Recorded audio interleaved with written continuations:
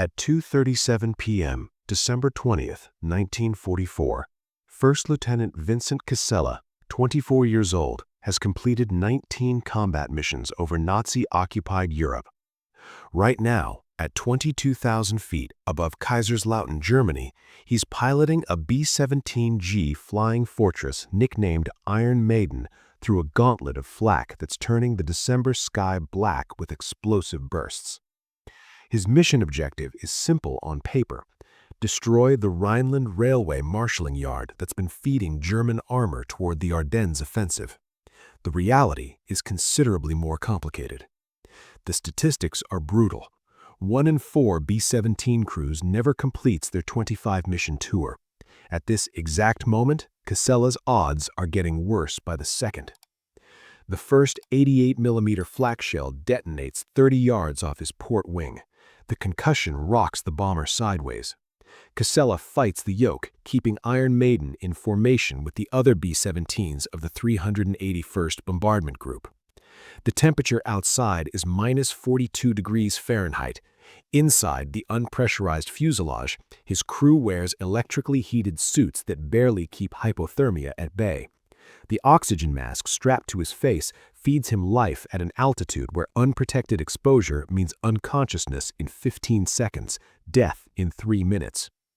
Through the plexiglass windscreen, Casella watches the lead bomber's bomb bay doors swing open. 30 seconds to target. The formation tightens. Flak gunners below have their range now. The German 88mm batteries around Kaiserslautern number at least 180 guns according to intelligence briefings. Each gun can fire 15 rounds per minute. That's 2,700 explosive shells filling the air around them every 60 seconds. The second shell hits them directly. It punches through the B-17's port wing 6 feet from the fuselage. The explosion tears a hole 4 feet across through the wing structure. Hydraulic fluid sprays into the slipstream. Fuel mists from ruptured tanks. The bomber lurches left, dropping 200 feet before Casella can muscle it level again. Alarms shriek. The number 2 engine, the inboard port engine, windmills uselessly, its propeller freewheeling in the 180-knot wind. "We're hit!" Technical Sergeant Raymond Kowalczyk shouts from the top turret position. "Port wing's got a hole you could throw a jeep through." Casella keys his throat mic. "Damage report, all positions." The responses crackle through his headset one after another. Staff Sergeant Frank DiNardo, the ball turret gunner suspended below the fuselage, reports his position intact. Second Lieutenant Peter Gallagher, the bombardier lying prone in the nose, confirms his equipment is functional. Staff Sergeant Arthur Brennan at the radio operator station reports the wing damage has severed several control cables.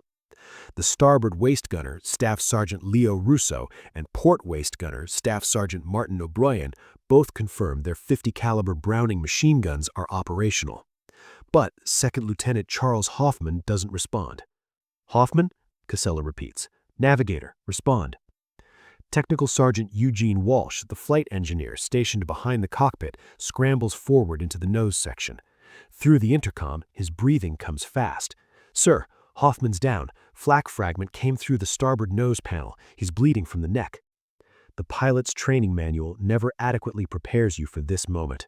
Casella's hands stay locked on the yoke while his navigator bleeds to death 15 feet in front of him.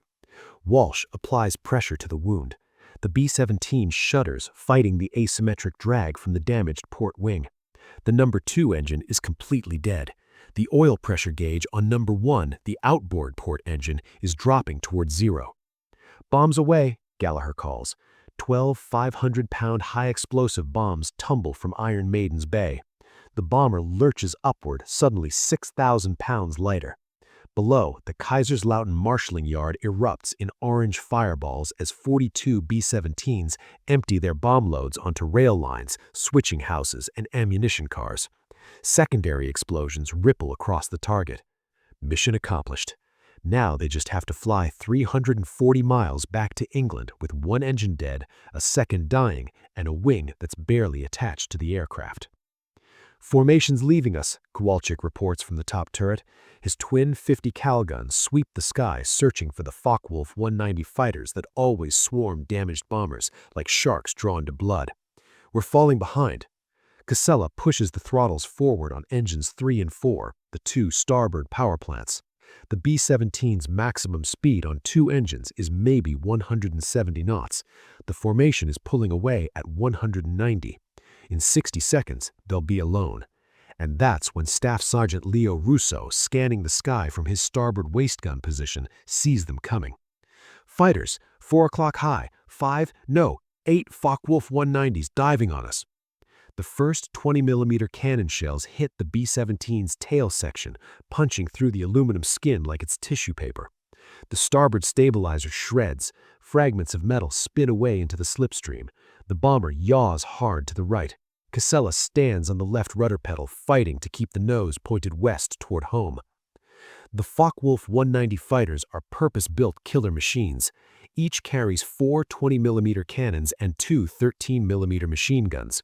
Their pilots are Luftwaffe veterans who've been hunting crippled bombers since 1942. They know exactly how to finish off a damaged B-17. And Iron Maiden is the perfect target. Damaged, slow, falling out of formation, unable to maneuver. The first fighter screams past the cockpit windows, so close Casella can see the pilot's leather helmet.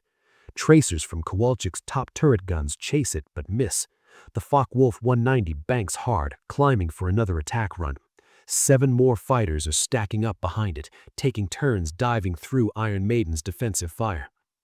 The physics of aerial combat at 22,000 feet are brutally simple.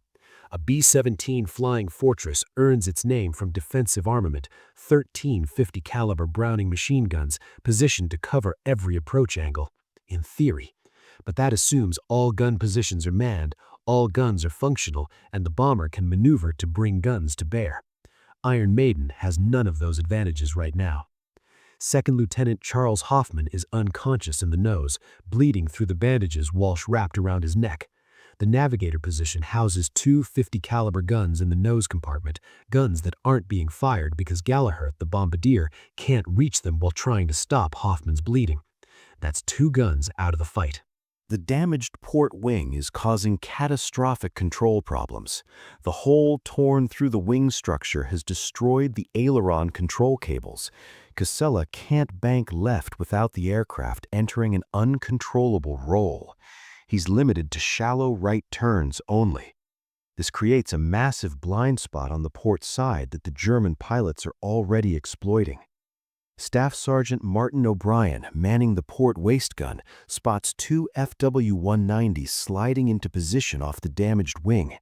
They're staying just out of his gun's traverse arc, pacing the bomber, waiting for the perfect moment to shred what's left of the port wing and send Iron Maiden spinning into the German countryside 22,000 feet below. "Can't get an angle on them," O'Brien shouts. The wind howling through the open waist gun windows makes his voice nearly inaudible.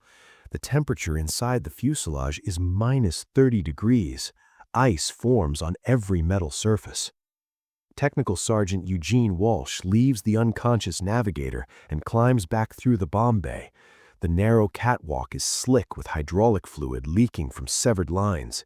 He reaches the radio compartment where Staff Sergeant Arthur Brennan is frantically cranking the radio tuner, trying to contact the formation that's now 3 miles ahead and pulling farther away every minute.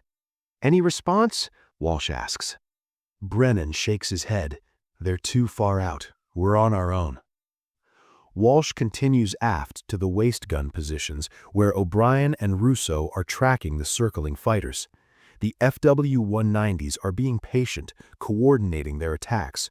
One will dive from high altitude, drawing defensive fire, while others attack from different angles during the reload cycle. It's a practiced routine that's killed dozens of B-17s. The bomber's defensive setup should work like this.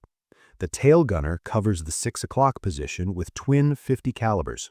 The ball turret gunner, suspended below the fuselage in a rotating sphere, covers the lower hemisphere.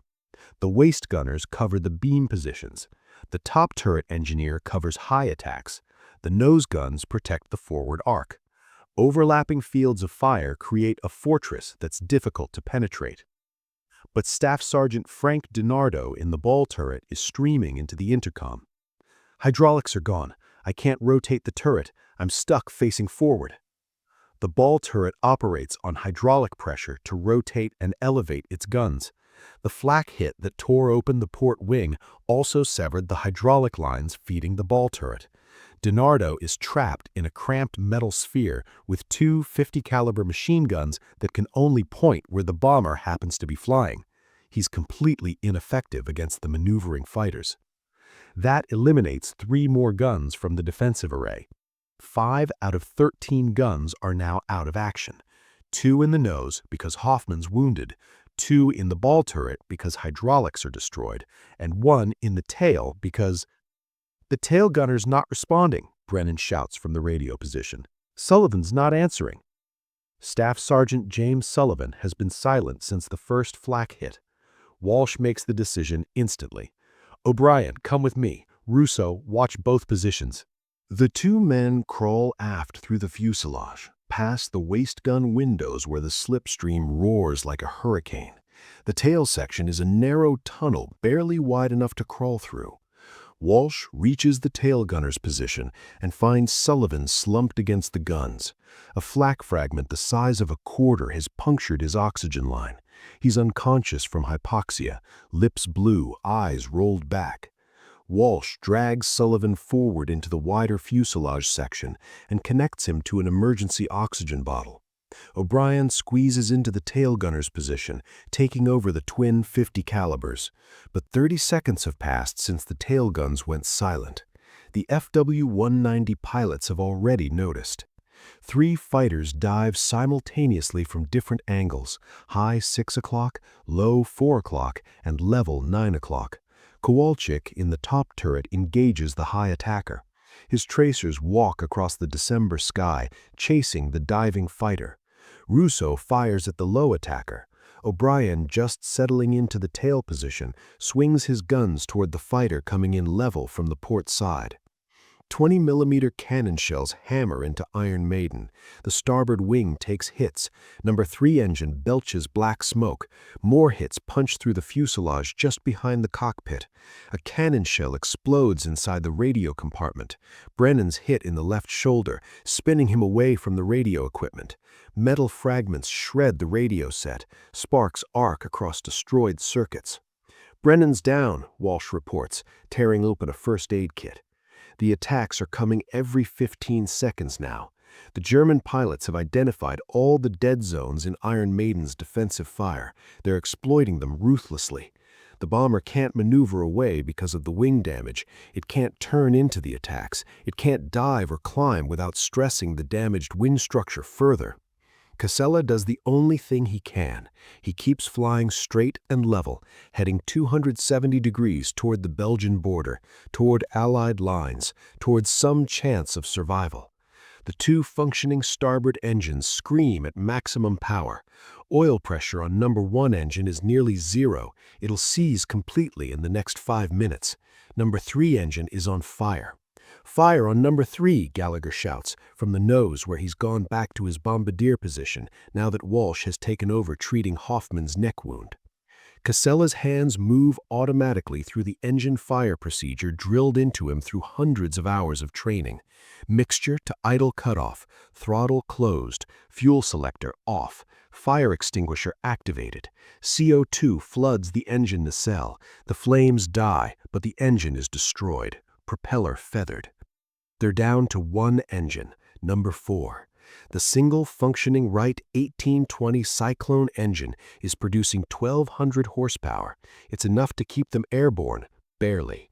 Altitude is bleeding away, 21,500 feet, 21,000, 20,500. The damaged airframe creates so much drag that even at full power, they're descending at 300 feet per minute. If you want to see how Vincent Casella's crew managed to survive the next 45 minutes of continuous fighter attacks, please hit that like button. It helps us share more forgotten stories. Subscribe if you haven't already. Back to Casella. The mathematics are brutal and simple. They're 340 miles from the nearest Allied territory. At their current airspeed of 140 knots, slowing as the single engine struggles with the load, that's nearly 2.5 hours of flying time. They're losing 300 feet of altitude every minute. In 70 minutes, they'll be at ground level. They'll crash somewhere over Germany, 90 miles short of safety. And 8 Focke-Wulf 190s are still circling, picking the perfect moments to attack. "Fighters coming in again," O'Brien calls from the tail. 2 from 6 o'clock high, 1 from 4 o'clock. The crew's response has become automatic. Kowalczyk traverses his top turret, engaging the high attackers. Russo and O'Brien fire at the beam and tail positions. Their 50 caliber guns hammer out 6-round bursts, brass casings ejecting into the sub-zero slipstream. Tracers arc across the sky. And something extraordinary happens. Russo's burst walks directly into the lead FW-190's engine cowling. Smoke trails immediately. The fighter breaks off, diving away, its pilot searching for somewhere to make an emergency landing. 1 down. 20 seconds later, O'Brien's tail guns hit a second FW-190 as it pulls up from its attack run. Cannon fire has been ripping through Iron Maiden's belly, but O'Brien holds his fire until the fighter is within 400 yards, then unleashes a sustained burst. Tracers converge on the fighter's cockpit. The canopy shatters. The FW-190 snap rolls left and goes into an inverted dive, pilot dead at the controls. 2 down. The remaining 6 fighters become more cautious. They're not expecting this level of defensive fire from a crippled bomber. What they don't know is that Casella's crew aren't just any bomber crew. They've been flying together since July. Every man knows his job. Every man trusts the others, and right now, with their backs against death, they're operating at a level of coordination that can't be taught. It can only be earned through combat. But the guns are eating through ammunition at an unsustainable rate. Each 50 caliber position started the mission with 500 rounds.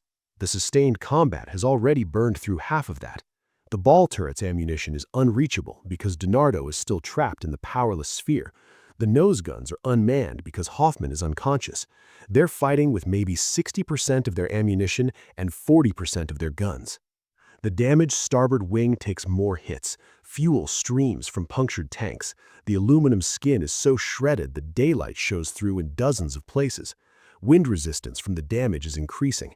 Airspeed drops to 135 knots. The rate of descent increases to 350 feet per minute. At 18,000 feet, Casella faces a critical decision. They need to descend anyway to reach thicker air where the single engine might perform better, but descending means entering the altitude range where the FW-190s perform best, between 12,000 and 18,000 feet. They're already at the top of that zone. He pushes the yoke forward. The bomber's nose drops.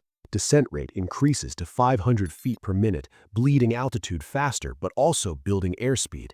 The single functioning engine roars, spinning the propeller at 2,400 RPM, redlining. The German fighters follow them down. At 3:12 p.m.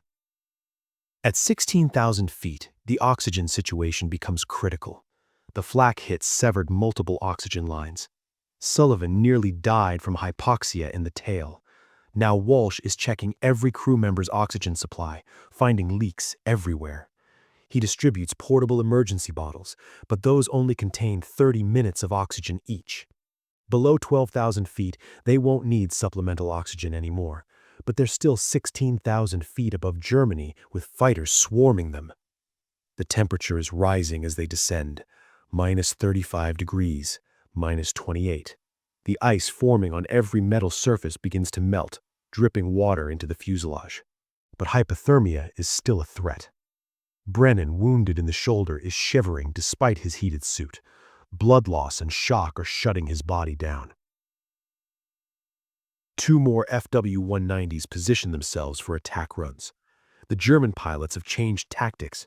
Instead of diving attacks from high altitude, they're now flying level with Iron Maiden, matching its speed, setting up deflection shots from the beam positions where they can stay outside the worst of the defensive fire.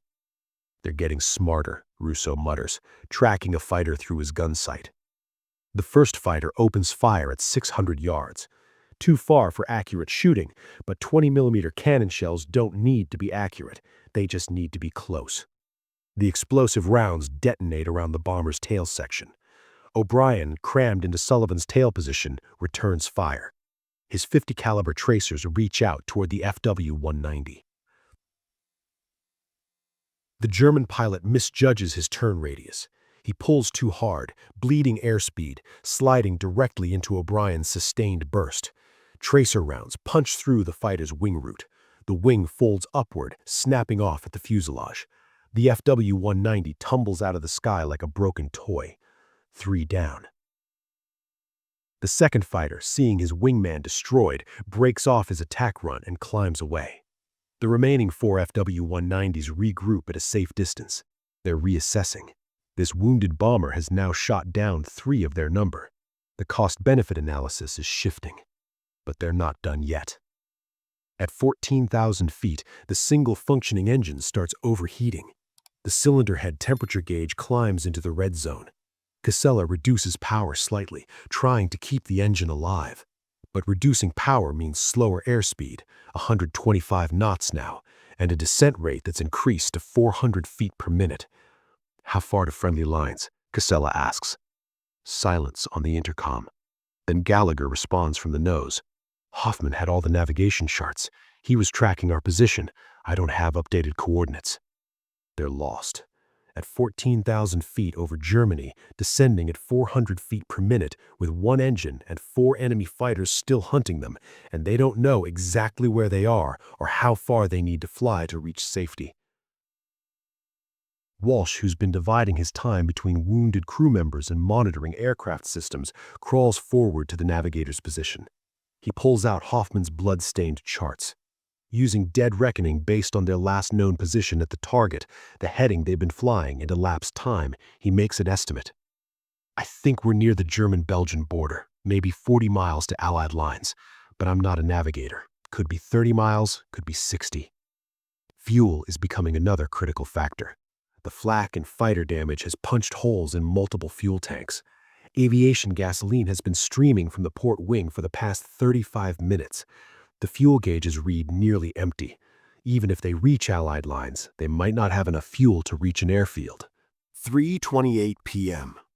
At 12,000 feet, they can finally disconnect from supplemental oxygen. Crew members pull off their masks, gasping in the relatively thicker air. The cabin temperature has risen to minus 15 degrees, cold but survivable. The 4 remaining FW-190s make their final coordinated attack. They come from 4 different angles simultaneously: high 6 o'clock, low 6 o'clock, 3 o'clock level, and 9 o'clock level. It's a perfectly executed fighter attack pattern designed to overwhelm the bomber's defensive guns. Kowalczyk takes the high attacker, O'Brien handles the low, Russo engages the starboard fighter, and Gallagher, who's abandoned the bombardier position entirely, has taken over one of the nose guns and fires at the port attacker through the damaged plexiglass nose section. The airspace around Iron Maiden becomes a storm of tracers and cannon shells. Spent brass casings from the 50 caliber guns rain down inside the fuselage. The smell of cordite and aviation fuel fills the bomber. Hydraulic fluid, fuel mist, and gunpowder smoke create a toxic atmosphere. Cannon shells punch through aluminum skin that's already more whole than metal. A 20mm shell detonates inside the radio compartment, destroying what's left of the radio equipment. Another tears through the port wing's outer section, missing the main spar by inches. A third explodes in the tail, shredding the elevator control surface. The bomber becomes nearly unflyable. Casella is standing on the rudder pedals, using full aileron deflection just to keep the wings level. But the crew's defensive fire is devastating. Russo's burst catches the starboard fighter's fuselage. The FW-190 trails smoke, breaks off, and disappears into the clouds below. Damaged, probably destroyed. 4 down, possibly. Gallagher's nose gun, fired from an unusual angle because of the damaged plexiglass, achieves a golden BB shot. A single 50 caliber round punches through the port attacker's canopy and hits something critical: pilot, engine, control line. The FW-190 snap rolls inverted and goes straight down. 5 down.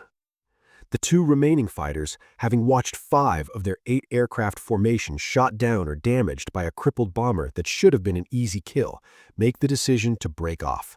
They climb to altitude and disappear to the east, searching for easier prey. "They're gone," Russo shouts. "Fighters are breaking off." But the victory is hollow. Iron Maiden is barely flying. The single engine is overheating dangerously. They're at 10,000 feet and still descending. The fuel gauges read empty. They're flying on vapor and hope. 2 crew members are wounded. Navigation is by dead reckoning and prayer, and they still don't know if they're over friendly territory. At 8,000 feet, Casella spots it, a break in the clouds below. Through the gap, he sees terrain features, a river, a town, fields, but he can't identify them. Germany and Belgium look similar from the air in winter. The 4th engine begins losing power, oil pressure dropping, cylinder head temperature pegged in the red. It's about to seize. When it does, they'll have no thrust, no power, and a 25-ton glider that descends at 1,500 feet per minute. At 8,000 feet, that gives them 5 minutes before impact. "Crew, prepare for bailout or crash landing," Casella announces on the intercom. His voice is steady. He's 24 years old, but right now he sounds 50. "Walsh, check the wounded. Everyone else secure positions." Then, through the broken clouds at 7,000 feet, he sees them. Tents, trucks, jeeps with white stars painted on their hoods. American forces. They've made it to Allied territory. 3:41 p.m. The engine quits at 6,500 feet. The propeller windmills for 3 seconds, then stops. Iron Maiden becomes a glider with the aerodynamic properties of a barn door. The nose drops. Airspeed builds, 140 knots, 160, 180. Casella pulls back on the yoke, trading speed for altitude, stretching the glide. Below, an American artillery battalion is setting up firing positions in muddy Belgian fields. Soldiers look up at the bomber descending overhead, trailing smoke, wings shredded, clearly in trouble. Some point, some run. One soldier has the presence of mind to radio ahead, wounded bomber coming down. Casella scans for somewhere to land. The terrain is terrible. Forests, fields too small, a river, scattered farmhouses. Then he spots it.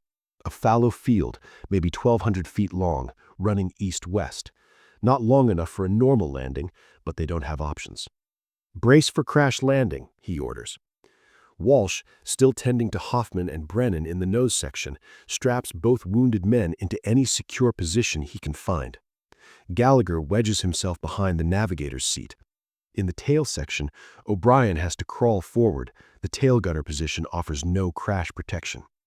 DiNardo is still trapped in the powerless ball turret, unable to escape. "Frank, can you get out of the turret?" Casella calls. "Negative." DiNardo's voice is strained. "Hand crank's jammed. I'm stuck." Sullivan, recovered from hypoxia but groggy, tries to help from inside the fuselage, but there's no way to manually rotate the ball turret from inside with the hydraulics dead. DiNardo will ride out the crash landing suspended below the bomber in a metal sphere, hoping the impact doesn't tear him loose and crush him. There are 2,000 feet, descending at 1,200 feet per minute. Casella extends the landing gear, or tries to. Only the nose wheel and the right main gear deploy. The left main gear, damaged by flak and fighters, remains retracted. They'll land on 2 wheels and the port wing. At 500 feet, he can see individual soldiers in the field below, scattering, running for cover. The field's eastern edge is defined by a tree line. If they overshoot, they'll hit the trees at 90 knots. At 200 feet, Casella pulls power back, but there is no power. The engines are all dead. He's gliding on momentum and aerodynamics. The stall warning horn sounds, airspeed dropping, 110 knots, 100, 95. The B-17 drops out of the sky. The right main gear and nose wheel hit first. The landing is hard, but survivable, until the port wing, with no gear underneath it, slams into the frozen Belgian mud. The wing crumples, the fuselage twists, metal screams. The bomber slews sideways, throwing up fountains of frozen earth and snow. DiNardo, in the ball turret, takes the worst of it. The turret smashes into the ground, crushes upward into the fuselage, then tears completely free. It bounces across the field like a horrific steel ball with a man inside it, rolling 3 times before coming to rest 150 yards from the main wreckage. The rest of the crew is thrown against seatbelts, bulkheads, gun mounts. Casella's head hits the cockpit frame. His vision goes white, then black, then clears. The bomber is sliding sideways, spinning slowly, breaking apart. The tail section separates. The port wing folds back against the fuselage. Then finally, they stop. Silence. For 5 seconds, nothing but the sound of ticking metal cooling in the winter air. Then men start moving, checking themselves for injuries, calling out to each other. "Everyone out, now," Casella orders. Fuel is everywhere. If it ignites, they'll all burn. Walsh kicks open the main fuselage door. Brennan, wounded shoulder and all, drops out into the Belgian mud. O'Brien, Rousseau, and Kowalczyk follow. Gallagher helps Casella drag Hoffman through the narrow cockpit passage and out through the door. The navigator is unconscious but breathing. "Donardo, where's Frank?" They find the ball turret 150 yards away, partially buried in mud. The hatch is jammed. It takes 4 men with a pry bar from a nearby American truck to force it open. Donardo is inside, unconscious, his legs bent at wrong angles, bleeding from multiple injuries, but alive. Sullivan emerges from the separated tail section, dazed but mobile. He doesn't remember the last hour of the flight. The hypoxia stole his memory. American medics arrive in jeeps within 10 minutes. Hoffman goes on a stretcher, still unconscious, neck wound reopened from the crash. Brennan walks to the ambulance with help, his left arm hanging useless. Donardo is loaded with extreme care, both legs fractured, pelvis cracked, internal bleeding suspected. The rest of the crew stands in the Belgian field, watching medics work, watching soldiers examine the wreckage of Iron Maiden, and slowly processing what just happened. First Lieutenant Vincent Casella, 24 years old, has just flown a B-17 with catastrophic damage 340 miles from target to Allied lines, fought off 8 fighters, shot down 5 confirmed and 1 probable, and crash-landed with no engine power while saving his entire crew. The soldiers examining the wreckage count hits, 247 separate flak and cannon shell impacts. Both wings are destroyed, 3 engines are gone, the tail section is separated, the hydraulics are shredded, the radio is demolished, the ball turret is torn completely off. One sergeant walks up to Casella and just stares. Finally he says, "Sir, how the hell did you keep this thing in the air?" Casella doesn't have an answer. He's not sure himself. By nightfall, all 9 crew members are in field hospitals. Hoffman undergoes surgery to repair the artery in his neck. Surgeons give him a 50-50 chance. Donardo's legs are stabilized, but he'll need months of recovery. Brennan's shoulder is cleaned and packed. Everyone else has cuts, bruises, and frostbite, but they'll recover. Over the next 4 days, pieces of the story emerge. Intelligence officers debrief Casella in his hospital bed. They confirm the 5 FW-190s were shot down by Iron Maiden's defensive fire. Records captured after the war will show that a 6th fighter made an emergency landing with severe damage and was written off, the one Rousseau hit early in the engagement. 6 enemy aircraft destroyed by a single B-17 crew while their bomber was crippled. It's unprecedented. A fighter pilot might shoot down 6 enemies across multiple missions if he's lucky and good.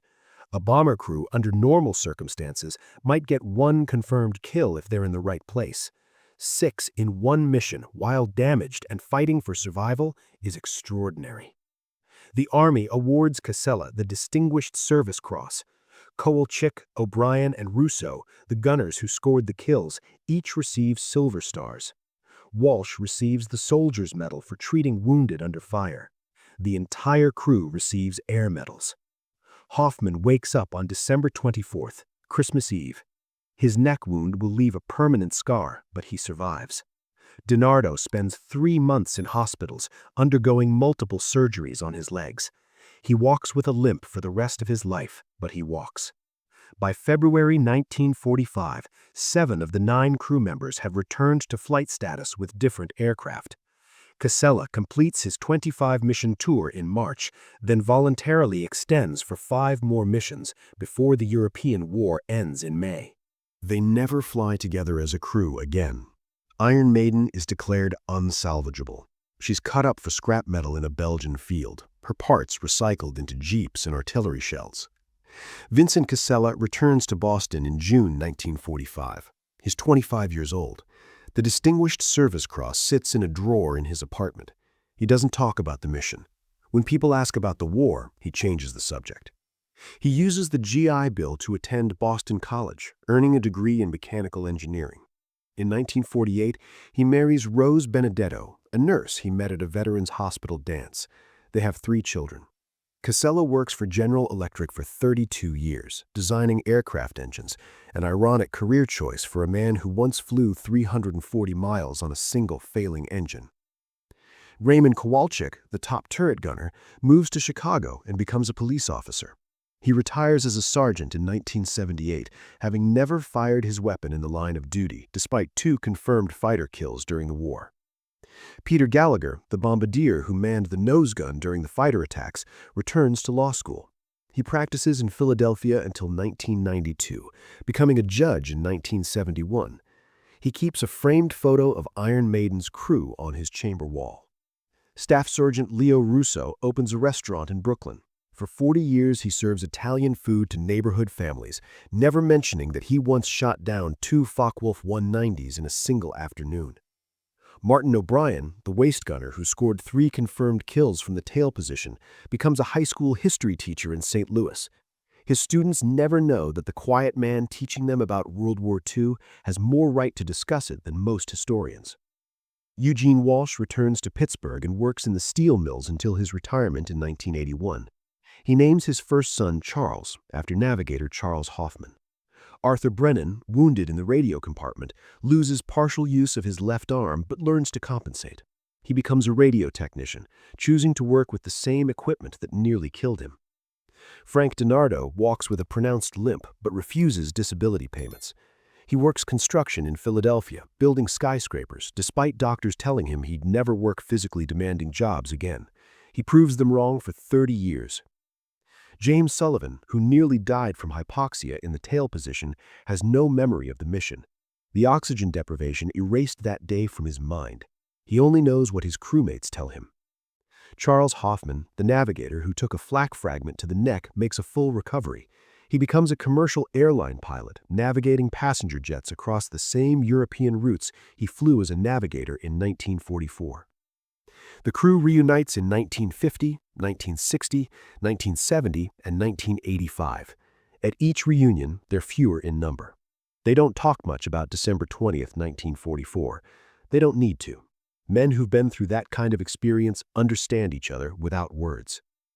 Vincent Casella dies in 2003 at age 82. In his obituary, the Distinguished Service Cross and the mission are mentioned in a single sentence.